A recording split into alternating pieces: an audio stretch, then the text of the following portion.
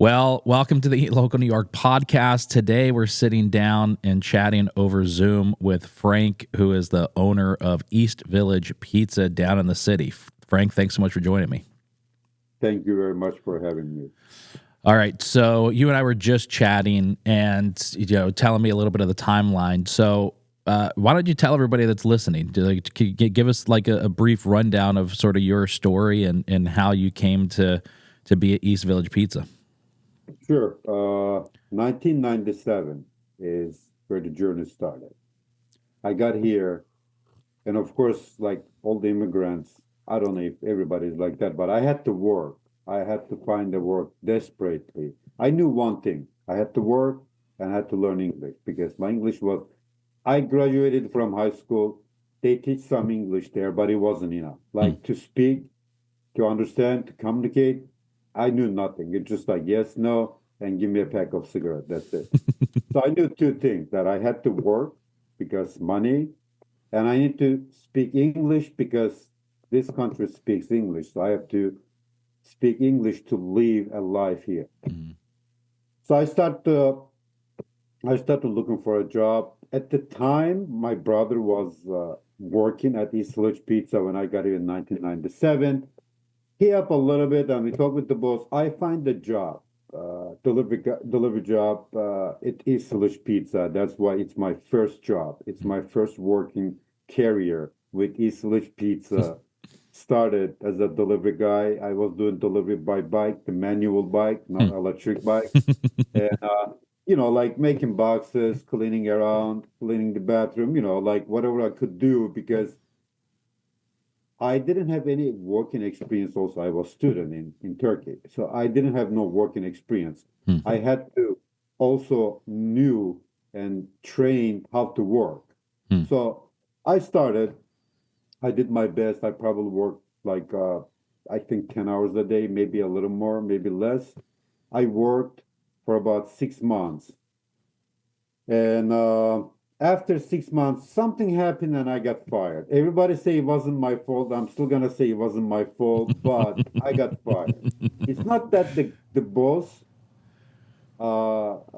his name was Mustafa. He's still around, but I don't see him.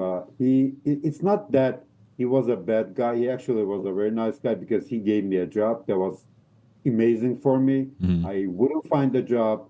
The ability that I have, like no English, no, you don't know English, you don't speak English, and also you don't know anything about working, no train, Hmm. like student, like for nothing. Yeah. So he gave me a job. I'm always thankful to him. But we got a problem. I had a problem with the main prep guy, and he had to send me home. He Hmm. was he was like, okay, look, this guy, I need him here. You shouldn't fight with the guy who you cannot cover. So instead of him, I can't keep you both. You guys are fighting, so I have to send. That's how it works. But I Gotcha. got fired. I got fired, and then I had to look another job. And in the meantime, when I worked there 6 months, I looked around for a little bit to school for to go to English second language, and I find the school for English second language, the Long Island University at DeKalb Avenue. I went there 2 years, and for half year, for like 1.5 semester, I did went there for computer science. Okay. But 2 years, I did go there for like 4 days a week, 4 or 5 hours a day for English second language, which thank God I did Hmm. that I could speak. I find that school, and now I got fired, so I had to find a job. Hmm. I went to I don't know how many pizzerias that I walked because in the 6 months I had to decide that what should I be. I'm gonna be working in a pizzeria. Am I gonna be working in a restaurant? Like what I should do. Yeah. I decided, look, the pizza. I worked already here 6 months. I get a little bit of experience. I know how to roll the dough. I know how to make the boxes. Making deliveries. I have experience. So I looked probably like 10 more pizzerias in a West Village, the one on McDougal and Third Street, West Third Street. It's still there. I walked around. I walked in, and the I asked the owner, I need a job straight to my face. He goes like, "Okay, I need someone. Come on, work." But I didn't understand what he said. I Mm. looked at his eyes, and he understood that I don't speak English. Hmm.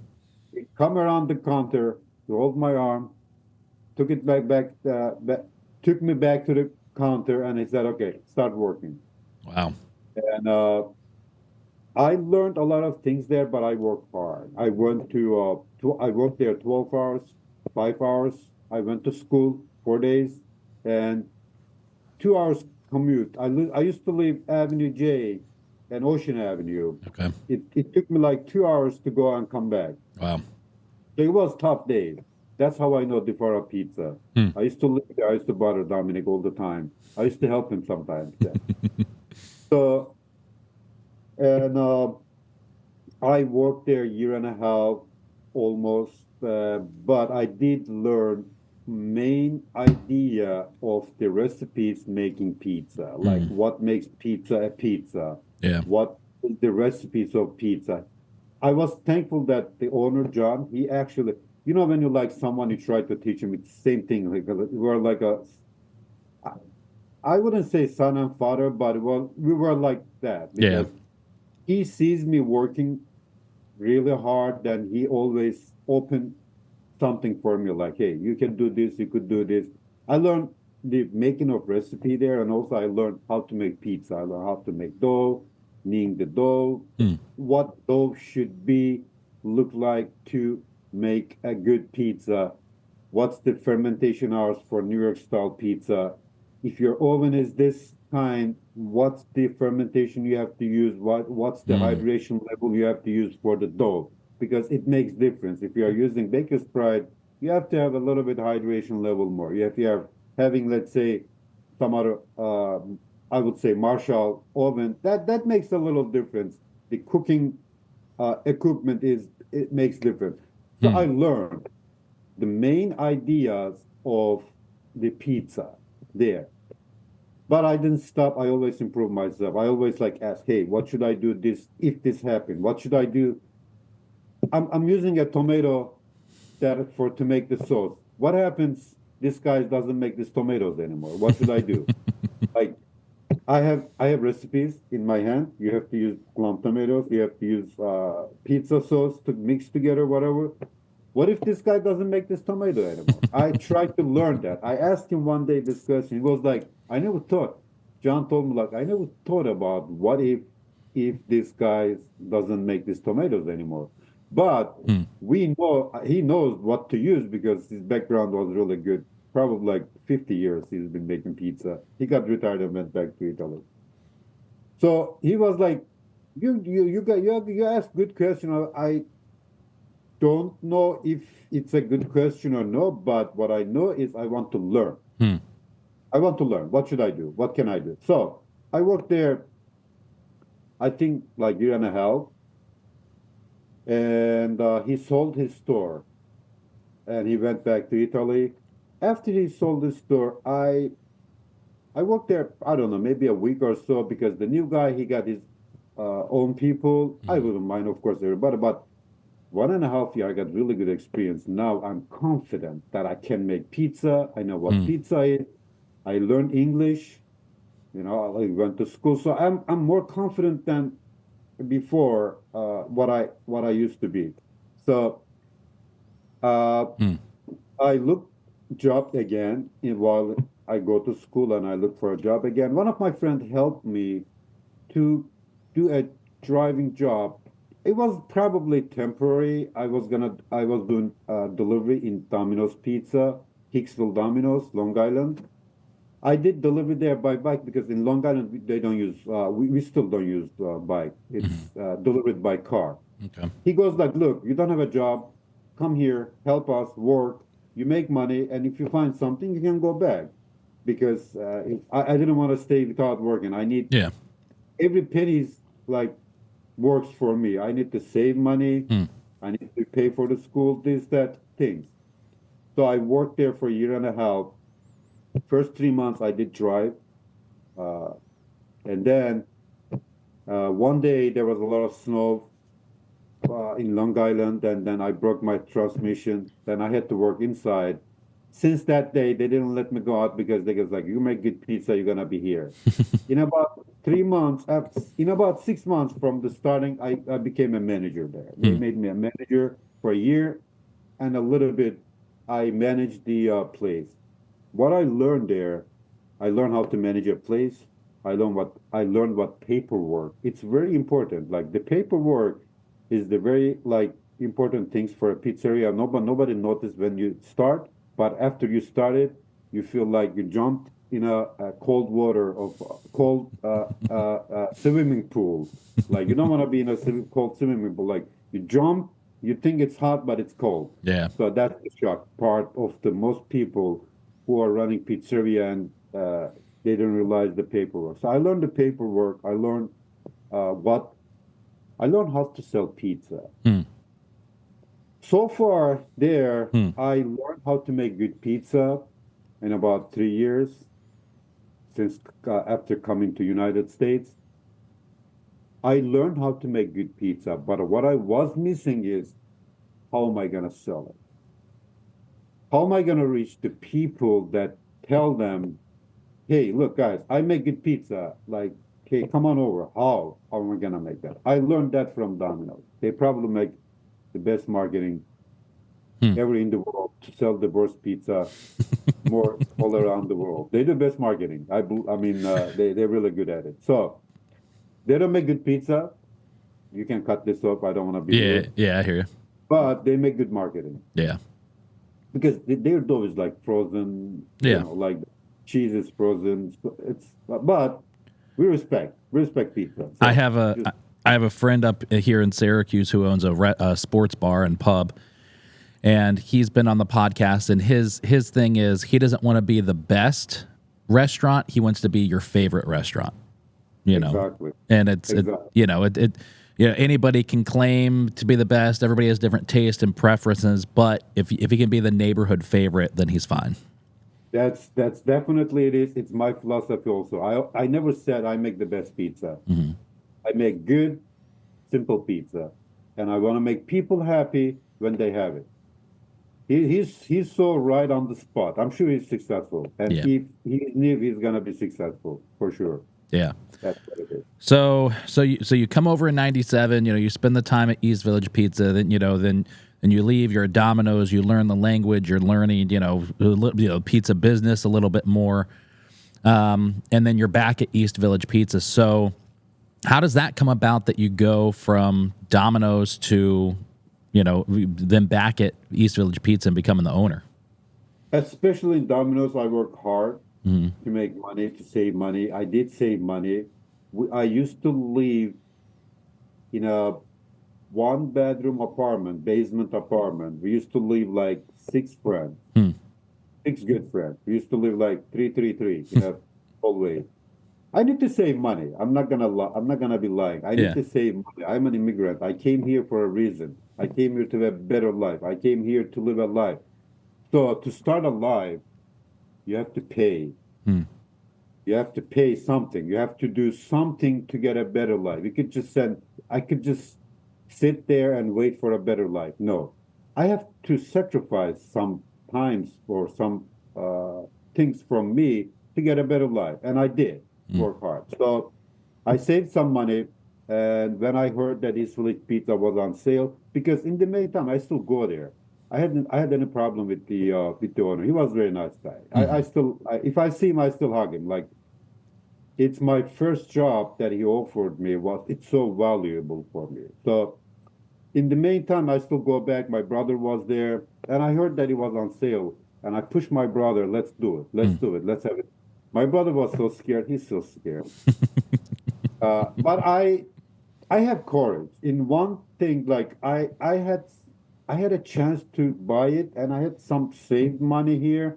We could do it. Like I know how to make good pizza. I learned some how to sell it, and after I buy it, I was trying to convince him after we buy it, we can learn while we work because I'm gonna working, so we can learn if we don't know anything or if we don't know something about something we can learn while we work. So I convinced them. And he had some money, I had some money. We put them together, but it wasn't enough. I called my aunt in Turkey and I asked her, look, I need money. I'm gonna buy a pizza store. And I never forget, I think it was like 15 K once and a little more after a while. She helped me. Hmm. I never forget.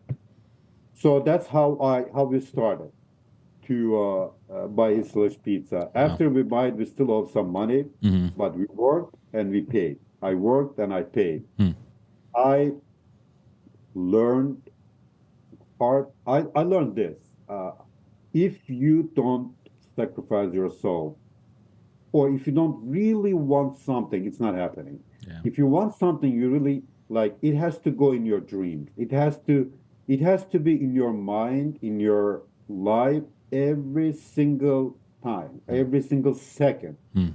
So that's if you think something to get it this hard, it'll come to you. Yeah. That's really good. Yeah, I think that's you know, I'm 38 years old. I've had this business with Eat Local New York for the last 10 years. And, my wife and I now have a 2-year-old son.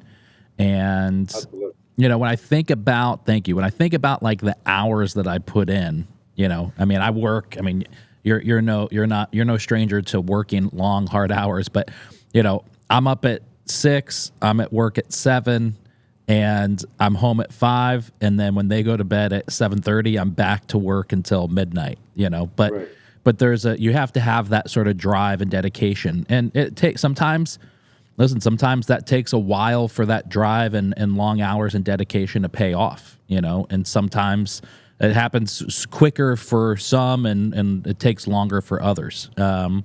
But yeah, you have to have that drive in you. You have to like get up every day and just sort of have it in front of you and grind and be able to just put one foot in front of the other until the dream becomes a reality. 100%. 100%. If you don't pay uh, something, the life that you want it to be, you pay for that Hmm. all your life. Yeah, you have to sacrifice yourself for some time of your life, Yeah. get a better life. If your father is not rich, that's how I always say. If my father is not rich, I come from a poor family, Hmm. so I have to do it. If you want something, I have to change my comfort zone. That's very important that I tell people. If you want something, you have to change your comfort zone. If you are sitting on your couch and watching your game for 4 hours, yesterday, Super Bowl, the time that to make money, I couldn't watch it. I'm not really a football guy, but I like watching Yeah. because it's final. I couldn't watch it. I had Mhm. to work Yeah. because I was so busy. I had to help the guys, and I got home at around like at 10. Yeah. And I owned the place since like almost 20 years, Hmm. but I still go there and help because it's busy. I don't want the customers to get irritated. I want the pizzas to get on time. So you have to you have to really like something to pay this much attention, to spend this much time for your job. Yeah. If you like your job, you don't really have to work. Mhm. You have fun. Yeah. If you don't like your job, you have to work. That's hard. Hmm. Yeah, for sure. So what is a Super Bowl Sunday like in a pizza shop in New York City? Because Crazy. I have to. I mean, it's crazy everywhere, but I have to imagine for you, it's even I crazier. forgot. I forgot. Yesterday, it wasn't it wasn't that busy compared to last 4 years. Hmm. Last 4 years was crazy. Yesterday was a little bit cooled down, but it was still busy. Yesterday, what I was gonna do is I was gonna have a video in time lapse, but I forgot. Like, and as I went to the store, it was like 3 p.m. And when I got off around like 10:30 p.m. So I didn't even realize how the time goes. But I was gonna have a time lapse video to share it on my Instagram. What video was to put? I forgot. I forgot. Next year, I'll Yeah. for sure. Deliveries are late. Some pizzas are cold, Hmm. but most customers are were good. They didn't complain much because they know that Super Bowl. And also, I trained my customers up before a big day comes. I tell them, look, we could be late for Super Bowl. The pizzas could be late. Don't call us back if it is more. If the time is more than 1 hour. If it's more than 1 hour, call us. If it's not, if it's less than an hour, don't call us for, hey, where is my pizza? It's gonna come there. If you confirm your order, you're gonna get there. So it's Hmm. training a little time, but Yeah. we were late. We were late. We got some complaints back. We had to make some uh, pizzas. We have to remake some pizzas. We have to refund some customers because it was like almost 2 hours late. Hmm. So I would say every Super Bowl we messed up a little bit. Yeah. I won't say that I did a good job, but it's the best we could do. Yeah. It's Super Bowl Sunday. I mean, and yesterday it was not only just Super Bowl Sunday, it was National Pizza Day. So, It's National Pizza, exactly. you know, Yes. I mean, Yeah. it's like that's like the worst timing for one day in a pizza shop that exists is I know National because Pizza Day and Super Bowl Sunday. the place that I have it's not that big, so Hmm. I could only fit one oven. Okay. The oven is big; it's like 8 pies, but it's one oven. Yeah. So the day that I cook 300 pizza, I use that oven, and the day that I cook 1,000 pizzas, I use that oven. There is no other oven. So You saying I want to I don't want to get off track on this, but I do just want to say this. I've never heard a pizza shop owner talk about the hydration effect, like the oven you're using affecting the hydration or the fermentation. Like, in other words, most people that I talk to when they're talking about their dough, they're just saying we ferment for 2 days, 3 days, whatever it is, we bulk ferment, whatever the case is. This is our hydration. They never talk about that in relation to which oven they're using.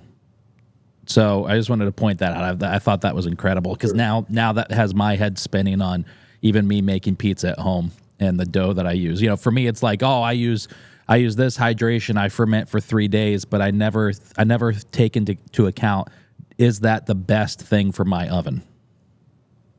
Right. Yeah. So that was very interesting. All right. So I want to talk about like social media. I'm a social media person. I've got a small marketing company up here that works with restaurants in upstate. And I'm fascinated at how your use of social media has affected your business because, you have well over 1 million followers on Instagram, almost 100,000 on TikTok. You're on Devour Power's social pages all the time. Like, you Like me. yeah. So how has that affected business? Like, how has that helped you grow your sales? First of all, it's now the social media. We say social media, but it's not social media, it's social life. Okay. Everybody is on there. If you don't have like any social media channels, you're not considered that you're not living a life because of the world, the time right now. Hmm.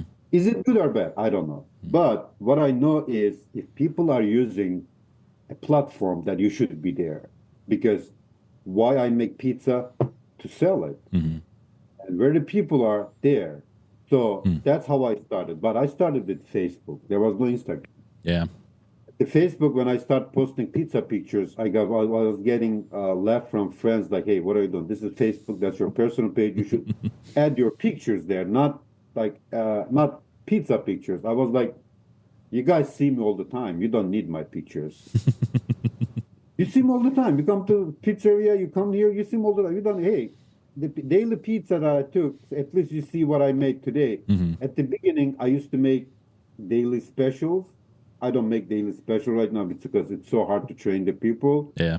But I am there. When I am there, I still do different pizzas, but I explain to people this is only for today. Next time you see me here, you see something else. So I used to make specials. I used to share those pictures. I used Facebook a lot, but when Facebook was on, it wasn't really good for food. Nobody was using for food. I was just sending pictures there. It started with Instagram. When Instagram was out, there was no video, probably remember, no Yeah. video on Instagram. I keep sending pictures to the post. I just posting pictures of pizza pictures. And probably I was the first pizza picture posting on Instagram. Hmm. Probably because still people were saying, "Hey, it's Instagram. You don't put food there. You don't put pizza pictures there. You should be yourself, your family." What I was like, again, guys, you see me, you know me. You don't need to see me. Here's the pizza I made. But nobody knew, including me, the Instagram is gonna be one of the best place for pizza, for food, for restaurants. Nobody knew that. Yeah. Nobody knew. But it did happen. That was my luck. But for me, actually, the important part is I never stopped thinking how I can improve my business. Hmm. Hmm. Up to 2012, 2010, we used to do menu door to door Hmm. every week. Every week, I used to do it by myself. Every week, door to door, sometimes two times a week. Hmm. But after 2010, 11, it didn't work anymore. So I realized that what should we do to get the people back? Because we are not, when we do the paper menu, our sales should at least increase 30%. It's not doing anymore. Yeah. What are we making mistake? Where are we making the mistake? What's the mistake? Because since 2010, we did good with paper menu. Now it's not working. So I never stopped thinking and working how I can improve the sales, how I can improve the pizzas, how I can improve this, how I can do it better. That's how I started on Facebook. That's how I started on Instagram. After 2012, I started on Instagram, I believe it's 2012. Okay. I think my first post on Instagram was 2012. And after that, every day I used it. There was no video, it's just the pictures. Probably, I'm not sure. I don't like saying this, but probably I was the first person that who post pizza pictures on Instagram, and Hmm. the first video that I make went viral. Like Hmm. they taking the pizza out of the oven. It's the routine for us, but it's Hmm. not routine for the people. For sure. People don't Hmm. see how we make pizza. Yeah. So it was interesting for the people. It went viral. Like what I did, here's what I did, nothing extra. On an iPhone camera, I didn't even use light. I didn't know how to use lights, how to make videos. I was just okay. We know how to make the video. Just press the button, take me. Hmm. It was very average video. Take the pizza out of the oven, put it on a tray and slice it, and had one slice. That's all I did, and it went viral. Hmm. But what I figured out from while I make videos on social media, people don't know what we are doing. When you make pizza, you think, oh, people know what we are doing. No, you don't, they don't know. They don't know how you make their dough. They don't know how you make their pizza. They don't even know how you cook their pizza. They don't even uh, know how to slice their pizza because sometimes I still get, are you guys slicing the pizza in a box? Don't you cut the box? We have been slicing the pizza in a box for like 100 years. But people don't know. People think we slice it on a tray and we put them on the box. We Yeah. know we don't do that. You put them in a box, slice it in a box, and just send it over the oven. Because if you sliced it on the tray, you do two jobs and you don't have time for it. Yeah. So it's how I started, and thank God I did. Always I try to do better, especially on Instagram. When I start, I getting feedback. Hmm. When my video went viral, I see people coming Hmm. and asking like, "Who makes this video? Who is the guy Hmm. making this?" And my followers start going up. I did live stream for about 3 years, Okay. and almost every day. Only the day that I went on a vacation, I didn't. But almost even on my vacation day, I did live stream. Hmm. When I was in Turkey, from somewhere that I did live stream, guys. I didn't go nowhere. I'm here. I'm taking my vacation. I'm gonna go back and we're gonna do it. What I did on live stream, that live streams helped me a lot to gain Hmm. my local community and also the customers' trust because I showed them everything. Hmm. I had set up a live stream. and called it Making and Baking. Hmm.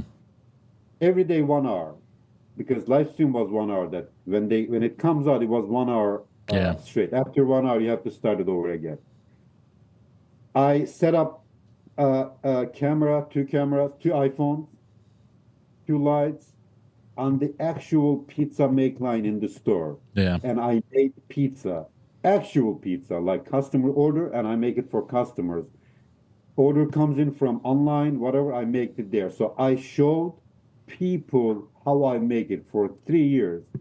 That helped me gain a lot of trust and also a lot of followers. People liked it. This is what I used to do. I used to make pizza. You order pizza, right? Hmm. I say, is Anthony here? Sometimes they are not. Sometimes they know that I do live stream, Yeah. especially they order at that time. Is Anthony here? Yes. He goes like, yes, I'm Anthony. I'm making your pizza. You ordered half pepperoni, half cheese. Do you want to have another two toppings for free? Hmm. Live stream. He goes like, okay, come on, let's do full pepperoni and half mushroom, half peppers, whatever. I didn't charge for toppings. I did that a lot. Hmm.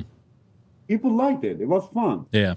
And also, what I did sometimes on live stream, guys, if you are ever doing the live stream, watching the live stream, if you can come here, before I finish this live stream, you get a slice for free. Hmm. Sometimes I get 10 people, sometimes I get 4 people. But I want to mention this too. Yeah. When I start live stream, there was only two, three people. Hmm. It's very funny, two, three people for about a month, Hmm. but I never stop. Yeah. Sometimes I ask my kids, my wife, to join there to make it crowded. I never stop because it's Frank, make pizza. New Yeah. York City has like a lot of Franks making good pizzas. Like, why people has to come watch you? Like, Yeah. you have to give them something. So I was patient. Hmm. I say month, but probably more than a month. Hmm. 3 people, 4 people, 5 people. When I see 10 people, I was so happy. And I did another half an hour live stream just to see those people come back again to watch me. That's awesome. So what's it like to But work with, what's it like to work with some of the bigger influencers? Like, I mean, obviously I'm a huge fan of Devour Power. Like I've been following their content for years, and it's really cool to see, the different spots that they pop up in. And I know that, like, I've got about 130,000 followers here in upstate, which is huge for upstate. And I know the impact that, like, if I go to a restaurant and I like the food and I post about it, that the restaurant sees a big increase in customers. But it's very different here versus New York City. So what's it like when you've got an account with millions of followers and they show up to your restaurant? that helps you to get more customers. Mm. That helps you get more customers. That's for sure. Yeah. That's for sure because you reach their audience. And by the way, the War Power is very well known. They are like, Yeah. I know them personally. It's not that I'm not talking about I know them personally. I know them for a long time, but they have really good audience Yeah. on social media, not only on Instagram, and they do really a good job. Yeah. What they know what they are sharing, they know how to take the videos, they know what they should focus on. So it's always great to have such a let's say the war power, such a place, such a social media appearances. It helps. Yeah.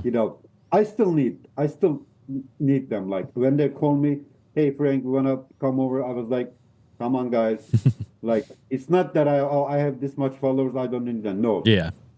Little things make big difference. Like I need your audience. Mm. You have 130K followers. That's amazing for me. Yeah. If I can reach 10,000 of them, that's beautiful for me. Like if I can reach 1,000 of them, that's amazing for me. So one thing that I don't count big or small. Yeah. But of course, they are power. They are huge. They are great. I'm happy to work with them. Thank God they still come. Yeah.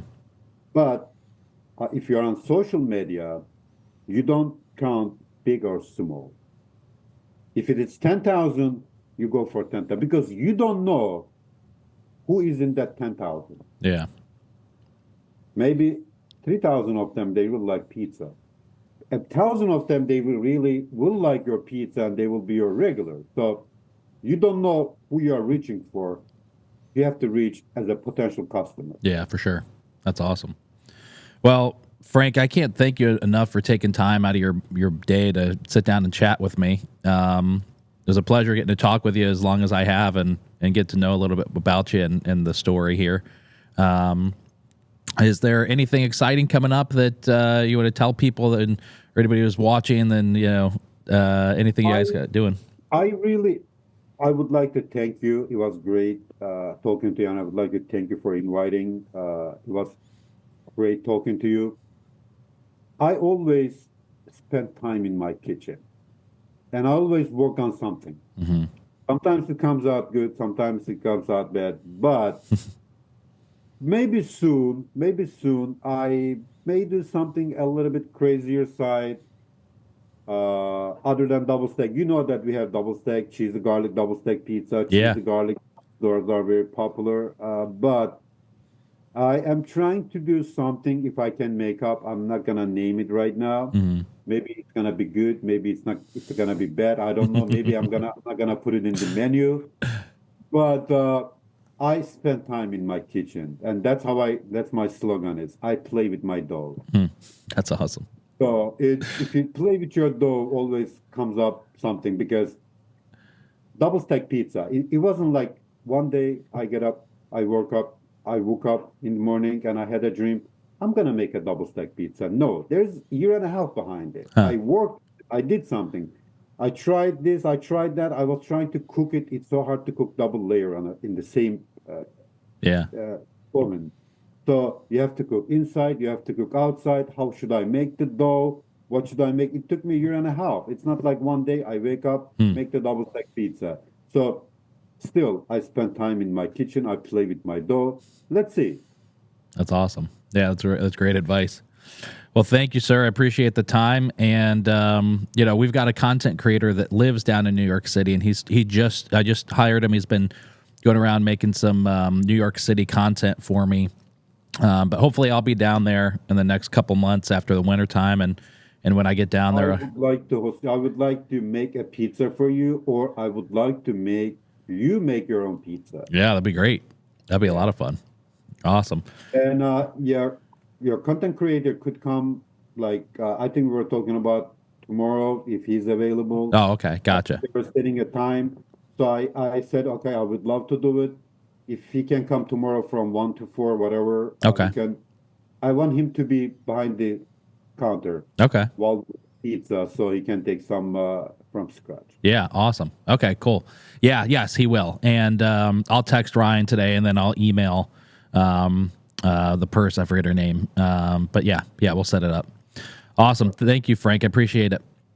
Thank you. Thank you very much for having me. It was great talking to you. I would like to definitely see you in East Village Pizza. Make your own pizza. All right. Bye bye.